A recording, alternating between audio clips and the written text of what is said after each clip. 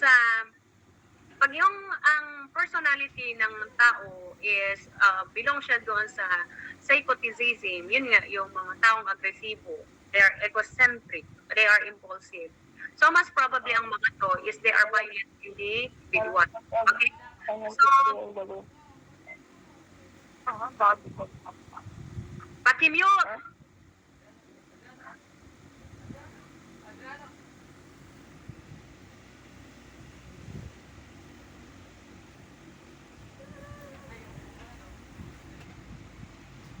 Be mindful kung ikaw ay naka-on ang naka-mute or unmute. Okay. So, let's proceed now. Okay? Next is those who score high on measures of extroversion are sensation seeking, dominant, and assertive. So, ano naman itong pag sinabi mong extroversion? Okay? So, si Isaac believe na yung mga ang tawag nito, extroversion nga is they are associated with they're assertive, okay? They are dominant, they are sensation seeking, okay? So dito, whereas he suggested na itong traits na to are influenced by differences, okay? Pag sinabi mo kasing ang tawag extroversion, okay, pag sinabi yung they are outgoing, they are socializer, mahilig sila sa outdoor life. Okay? So, pag sinabi mo namang neuroticism, okay, so proposed by Isaac na yung mga neuroticism, they have this emotional instability. So, they are characterized as by having traits of low self-esteem, okay, excessive anxiety, and meron din silang mood swing, okay, meron silang moodiness, okay, they are insecure, okay, so meron din silang ang tawag nito, anxiety. So, he suggested na these traits are influenced by different stress and negative stimuli by a person. So, sabi dito na according to Isaac's conditional theory, suggests that these personality dimensions are shaped by a combination of genetic, sinasabi ko kanina, and also yung environmental. Okay? So, that is according to Isaac conditional theory. How about integrated theory? Okay? So, pag sinabi mong integrated, proposed by James Wilson and Richard Julius Hertzstein. So, according to antang ito integrated, okay, these two proponents na si James Wilson and Richard Hertzstein, okay, don't believe na isa yung causes ng criminal behavior. Okay? Sa kanila, pagsasamahin mo yung psychological, ito, biological, and social factors. Okay? So, the interaction of genes with an environment that some individuals form the kind of personality likely to commit crime. So, ayun nga. So, kasi di ba pag sinabi mo kasing psychological, if these three are present according to this theory, there's a big possibility or tendency na magiging criminal yung isang tao. Diba? Pag sinabi mo yung psychological, might be may problema siya sa pag-iisip. Biological, okay? Pag sinabi din may biological, may pagka-criminaloid yung tao. Okay? So, na may tendency na magiging criminal yung individual. Tapos, dagdagan mo pa yung situation niya, yung social factors na sa buhay na parang kumaga maraming malaki yung opportunity to commit a crime. So with this, kung pagsasamahin mo yung tatlo, malaki yung possibility na antang na magiging criminal yung isang tao. Okay? Pa-psychological, biological, and sociological factors. So, factors that push the individuals to commit crimes are, okay, intelligent quotient, okay, di mo remember yung nature and nurture, okay, body build, okay, biological yan, genetic makeup, biological, impulsiveness, ability delay gratification. The person is aggressive, and even those mothers who drink and smoke while pregnant. Lastly, they even argued that if rewards such as money, okay, for example, that is social factor is a greater than expected punishment, there is increased likelihood that a crime will be committed. So yun nga, meaning walang iisang factor to condition the mind of the person to commit crime. According to this, um, integrated theory. Okay, so again, integrated. So ibig sabihin nito is dapat yung sa kanila, itong dalawang author na to, okay, hindi lang iisa yung causes ng criminal behavior, but rather, okay, pagsasamahin mo itong tatlong factor, psychological, biological, and social factor. So kung magsama-sama yung mga to, malaki yung possibility or tendency na magiging criminal yung tao. Okay, next. How about maternal deprivation and attachment theory? So, pinag-uusapan dito yung attachment nung bata sa kanyang nanay. Na-deprive yung bata. Okay? So, ibig sabihin nun is, ay pag sinabing maternal deprivation and attachment theory, it was devised by British psychiatrist Edward Bowlby. So, sabi dito na child needs warmth and affection for his or her mother or a mother substitute. So, meaning, ang yung attachment ng isang anak, okay, na, ang tawag nito, yung anak is, for example, ang hinahanap ng anak is yung nanay. Okay? So, normal yun na ang instinct ng isang anak, okay, di ba yung mga baby, ang hahanapin ay ang kanyang nanay. Okay? The most important phenomenon to social development takes place after the birth of any mammal, and that is the instruction of an emotional bond between the infant and his mother. So, this is a very important in the social development ng isang anak. So, this depends to the mother na nag-alaga. So, when a child is separated from the mother or is rejected by her, anxious attachment results. So, for example, pag laging wala si yung nanay, di ba? Or, for example, yung nanay andyan pero hindi naman niya inaalagaan yung anak. Okay? So, magkakaroon yan ng anxious attachment or parang kumbaga, nagiging alok yung bata. Minsan pa nga is, mas gusto niya pa doon sa yaya ay doon sa nanay. Okay? Kasi may ibang nanay na, okay, hindi inaalagaan. Pag nandyan yung anak, pag umiyak, okay, papagalitan or ibigay sa yaya. So, ibig sabihin, walang attachment sa kanyang nanay. Okay? Parang kumbaga, yung pag-alaga ng nanay, wala. So, anxious attachment affect, okay, yung capacity ng isang tao, okay, to be affectionate or to develop intimate relationship with others. So, pag ang isang anak is lumaki na hindi na minahal ng kanyang ina or parang kumbaga pinabayaan ng kanyang ina, yung anak is pag lumaki yan, okay, parang kumbaga nagiging alok siya, parang kumbaga mahihirapan siyang to build bond or to have an intimate relationship or to be affectionate with others. Okay, so habitual criminals, it is claimed, typically have inability to form bonds of affection. So, kaya kung manood kayo ng ibang movie, okay, may mga, yung mga criminal, meron silang mga history na pinabayaan sila ng kanilang anak. Kaya pag nakagawa sila, for example, mahihirapan, for example, they can form a good relationship. Okay? Bakit? Okay? Kasi nga, parang hindi sila nakaramdam ng ganun or hindi sila nasanay or hindi sila nakakaramdam ng affection sa tao or yun sa mga tao na may gusto sa kanila or yung mga tao or yung mga criminal, for example, pag nakagawa ng krimen, okay, parang kumbaga hindi sila nakakaramdam ng at least guilt or mga, for example, konsensya, for example. So, yan yung effect nung deprivation or attachment deprivation ng ina doon sa kanyang anak. Okay? So, parang di ba yung sinasabi na mapagmahal na anak, okay?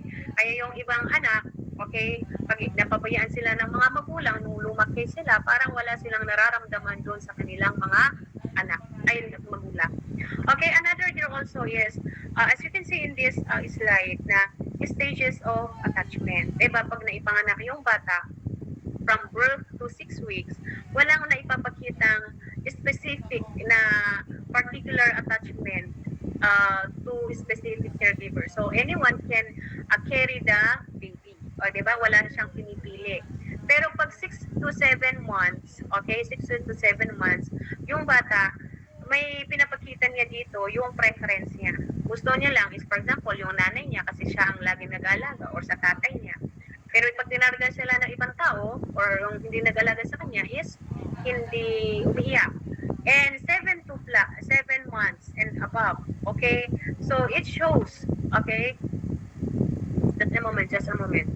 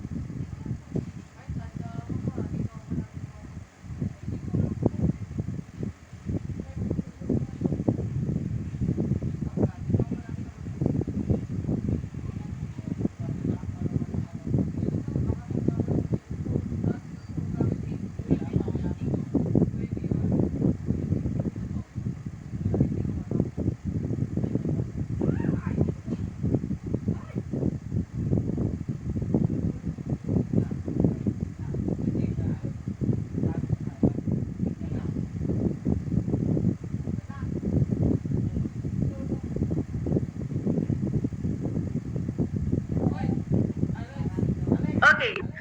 Can you hear me now? Yes, ma'am. Yes, okay, so ayan, attachment, okay? So, saan ulit tayo dito sa discriminate? Okay, 7 months and above, okay? So, ayun nga, yung sa kanina is 6 weeks to 7 months, infants begin to show preferences. So, sino ang mas may gusto niya? Mas gusto niya si nanay, or mas gusto niya si tatay, or mas gusto niya si sister, for example. Ang 7 months and above is, um, infant shows strong attachment to one specific caregiver, lalo na yung laging nag-aalaga si Tito. Pag laging si nanay ang lagi niyang kasama, since na ipanganak, kasi nga, for example, working si tatay, for example, lagi silang magkasama, mas prefer niya minsan, yung, most of the time, prefer niya yung makikita sa bata kung sino ang mas gusto niya. Okay? And 10 months and above is ito yung, ano na, nag-grow na yung bond niya sa ibang tao. So, parang kumbaga, hindi masyado yung, parang kumbaga, lumaki yung lumawak. Okay? Yung bond niya sa kapamilya. So, anyone can play or anyone can carry. Okay? Hindi katulad sa 6 to 7 or 7 months and above. Okay? So, dito, children with insecure attachment. Kasi nga, for example, dito, nung bata siya dito, nag-umpisa na pinanganak siya or habang lumalaki siya, ibig sabihin nun is walang attachment sa kanyang magulang. Kung sino man yan, caregiver na yan, kung sino ang nagbabantay sa kanya. Okay? So, parang kumbaga, inaalagaan, pero hindi ganon ang pag-aaruga or yung pagmamahal. For example, yung nanay niya, iniiwasan or hindi ayaw alagaan. So, anong mangyayari doon sa bata? Okay? So, yun nga, sabi ko sa inyo kanina na might be naging anxious yung tao. Okay? Nagiging aloof. So, might be ang effect nun sa bata paglaki niya is gusto niya lang mag-isa. Okay? He or she is avoiding people. Okay? Refuse to engage with others. Okay? Or is exaggerate distress or show anger, fear, and anxiety. So, or yung iba na kung makapag-tantrums is sobra. Okay, yung hindi na ibigay yung gusto, minsan nagwawala or nagiiyak. So, parang yung tantrums niya, parang yan. Okay? So, might be yung bata madaling magalit. okay, nagpapakita ng kagaspangan ng ugali and so on. So yun yung these are the effect of deprivation or maternal deprivation ng isang magulang sa kanyang anak or deprivation attachment ng magulang sa kanyang anak. So yun, maternal deprivation and attachment theory. Okay? So next is sociological theories. Okay, so dito sa sociological theories, okay, so I think we discussed some, okay, we are going to encounter again some of the theories that we discussed previously. So, dito sa sociological theories, okay, may mga under this social structure theory and social process theory and other branches, okay? So, pag sinabi mong sociological theory, these are the factors that may affect our behavior, particularly how a certain individual acquires criminal behavior or the undesirable behavior through the agent of socialization. Okay? So, ano yung how the agents of socialization? Yes, tulad ng ating pamilya, environment, school, mass media, peer groups contribute or affects the behavior of a specific individual. Okay? So, next is, under this is social structure theory. So, pag sinabi social structure theory, if you remember, pinag-uusapan dito yung structure ng lugar kung saan nakatira yung isang tao. Okay? So, sociological theories is divided into two. So, sociological, so social process theory. So, yun nga, social structure, according to social structure, there is a crime or criminality because it is the function of person, place, okay, or kung saan nakatira yung tao. So, when it comes to economic structure, okay, specifically to place like sa mga informal settlers, matataas ang rate ng criminality. So, again nga, pinag-uusapan dito sa social structure is yung structure ng lugar kung saan nakatira yung tao. So, under this, social learning, social control, and social reaction theory. So, pag-usapan natin yan later on. And under this, okay, I don't know, ayun, social disorganization is trade and cultural. And another here also is social process, okay? So, paano makipag-socialize yung isang tao? So, it talks about the individual relationship with other, or criminality is a functions of people interaction with various organization, institution, and processes society. So, yung main branches nito is social learning theory, social control theory, social reaction theory, other branches ng social structure, concentric, anomy, relative, general strain, general differential opportunity, and delinquent subculture. So, isa-isahin natin yan. So, let's proceed to social disorganization theory. So, paalala nyo, I think ito yung diniscuss natin noong nakaraan. Okay. So, it's created by Chicago-based sociologists Clifford Shaw and Henry Mackay. So, link crime rates to neighborhood ecological characteristics. So, ano ba pag sinabi ecological characteristics? So, ano ba yung ikinabubuhay ng mga tao doon sa lugar na yun, kung saan sila nakatira? So, dito kasi pinag-uusapan dito yung it talks about urbanization na crime rates are elevated in highly transient. So, pag sinabi mong highly transient, pabago-bago yung mga residente. So, parang kumbaga dito sa Maynila, mostly nakatira dito is galing sa ibang lugar. So, hindi permanente. Okay? Yung nakatira doon sa area. Highly transient. Okay? So, pag sinabi mong mixed use, okay, where residential and commercial property exist side by side. So, ibig sabihin nun, mixed use, like for example, school yung second floor, tapos yung underground niya is partly a business commercial or might be a residential. Kung pumunta kayo sa palengke, diba? Minsan, kung titignan nyo, is yung sa taas is bahay. Yung sa baba is business establishment. Or for example, yung kalahati, business establishment, kalahati is residential. Or changing of neighborhoods in which fabric of social life has become failed. So, changing of neighborhoods, so pabago-bago yung mga tao sa lugar, walang permanent na residence. Okay? So, yung social life, fabric social life, meaning mahina yung ties, okay, yung bond between the people in living in that area. Okay, kasi nga, kung for example, every 6 months, iba ang nakatira. Every 6 months, iba ang nakatira. So, mahirap makapag-form ng bond or ties. So, unlike in the rural, di ba?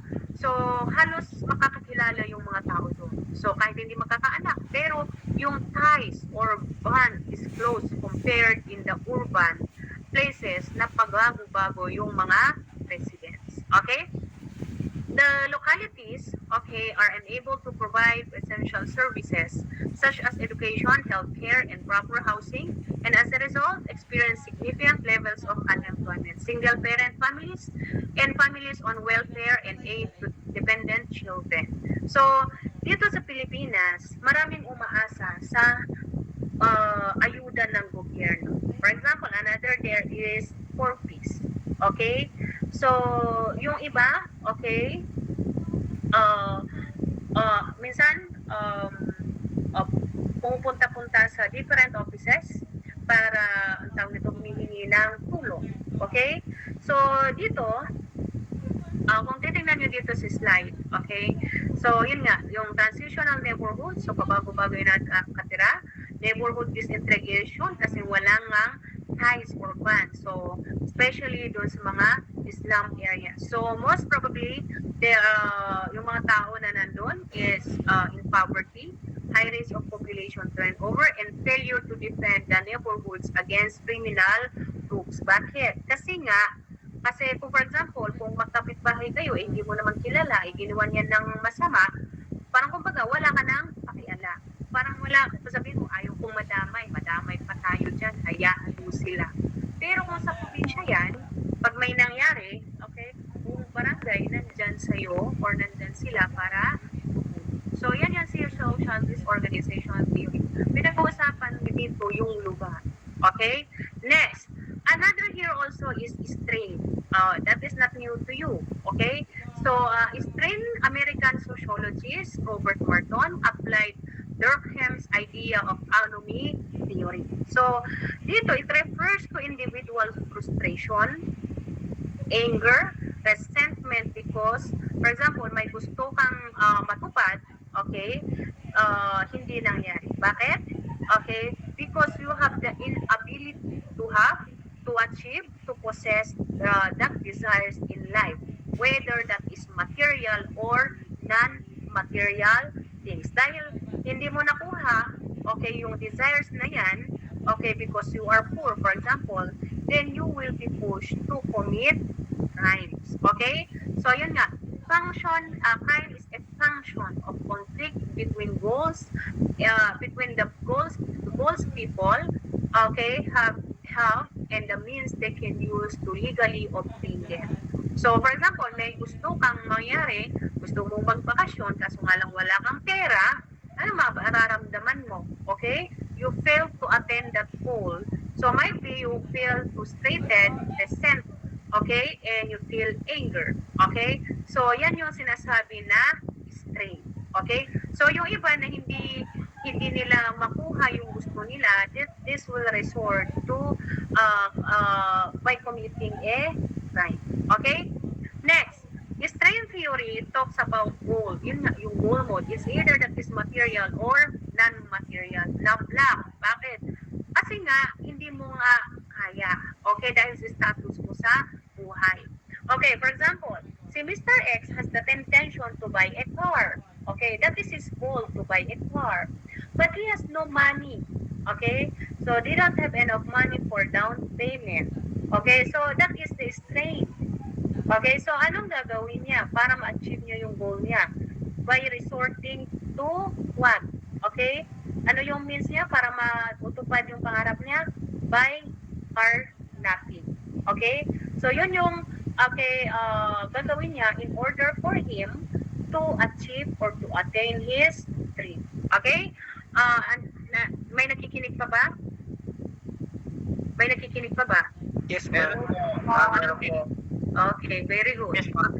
Okay, so let's proceed. May nagre-raise ba ng kamay? Sorry, hindi ko kasi masyado nakikita pag kasi nga nasa PowerPoint ako, hindi ko yan content to, nakikita. Bakit? Kasi nga nasa PowerPoint, hindi kasi mag-move pag nandito lang ako sa screen. Okay, let's proceed now to just a moment.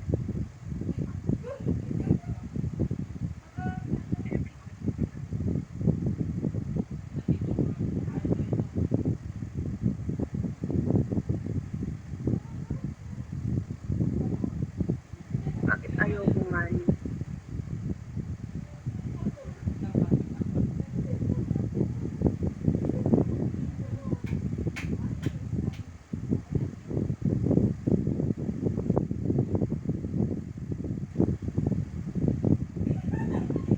Okay, so let's proceed now.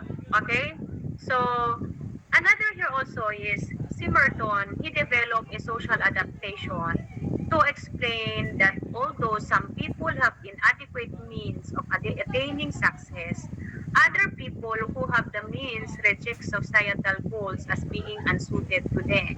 So may 5 modes of adaptation si Merton. Okay, so yung first na adaptation ni Merton, okay, is conformity. Kasi pag sinabi mo dito, modes of adaptation, conformity, innovation, ritualism, retrievism, and rebellion. Tapos ito yung goals. Okay? So it's either yung goals niya is accepted or not. At saka yung means niya to achieve or his or her goal. Pag negative, okay, then ang tawag nito, negative. Hindi, that is not accepted. So tingnan natin, okay, sa conformity. Okay, dito sa conformity, okay, dito sa conformity, trying to achieve achieve cultural goals through legitimate means and through conforming to society's norms and values. So, dito kasi, yung mga tao, okay,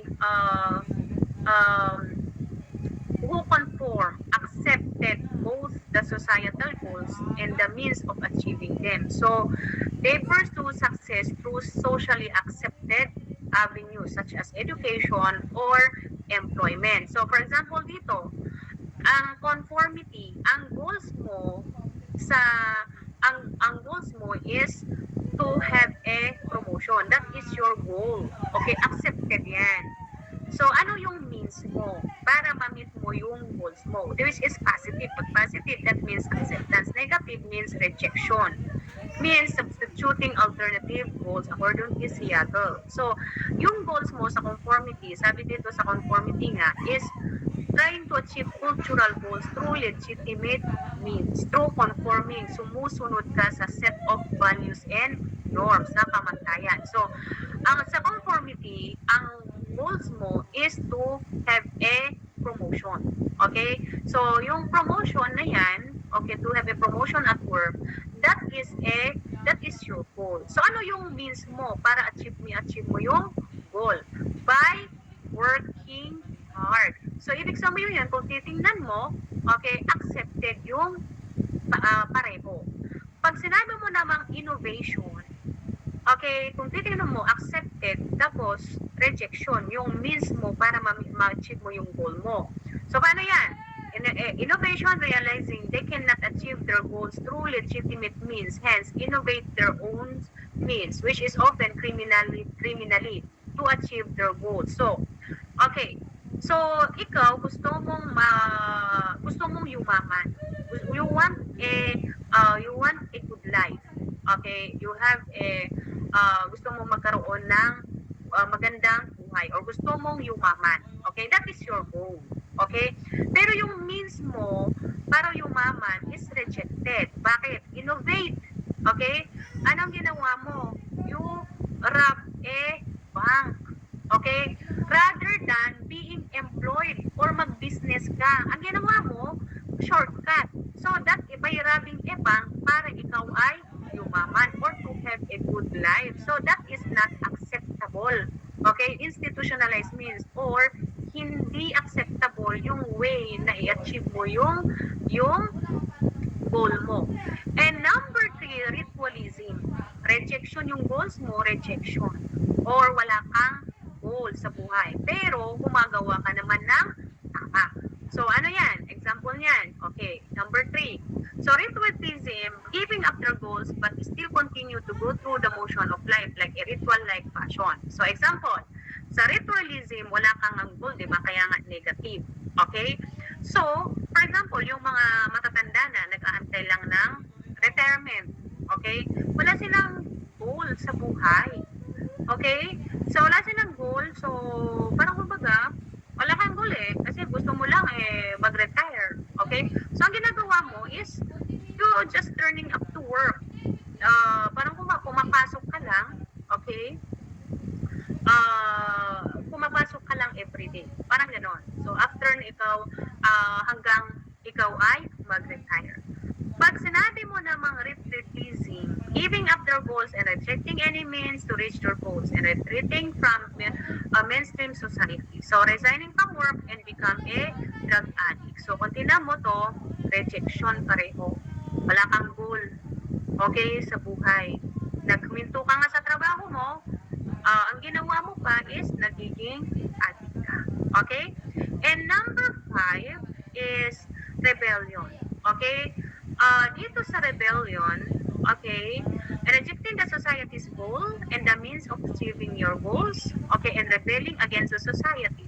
For example, nag-drop out ka sa school, okay, na instead na ikaw ay mag-aral, ang ginawa mo, nag-drop ka. Ang ginawa mo, sumali ka sa mga terrorist activities. Or yung mga, for example, sumali ka sa mga MPA. Okay? Yun yung sinasabi na rebellion. So, these are the modes of adaptation to explain that although some people have inadequate means of attaining success, other people have the means to reject societal goals as being unsuited to them. So, ito yung modes of adaptation ni Merton sa history. Okay? So, next proceed is cultural deviance theory.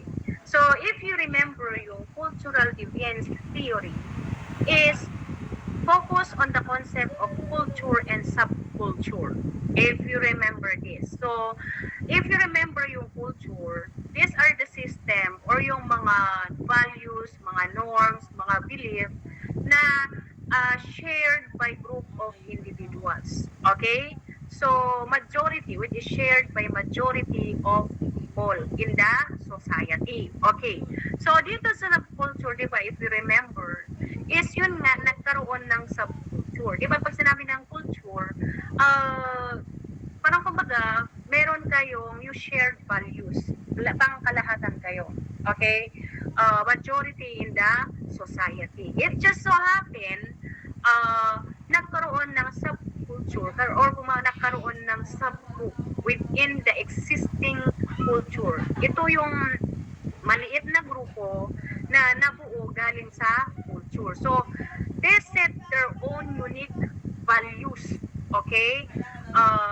Their values and beliefs. So, hindi sila sumusunod doon sa pinakakultura na sinusunod ng pangkalahatan. So, bumuo sila ng sarili nilang set of values and beliefs, which is deviant. Pag sinabing deviant, iba yung ginagawa nila sa karamihan. So, nagkaroon ng cultural deviation. So, yun nga, iba yung kultura sa ginagawa nila. So, parang, di ba sabi ko kanina, na bumuo sila ng sarili nilang kultura. Parang kumbaga, hindi kayo sumusunod sa set of culture and norms of the society. So, this is happening because the people in the lower class, okay, especially the poor, they feel isolated, they don't feel belong or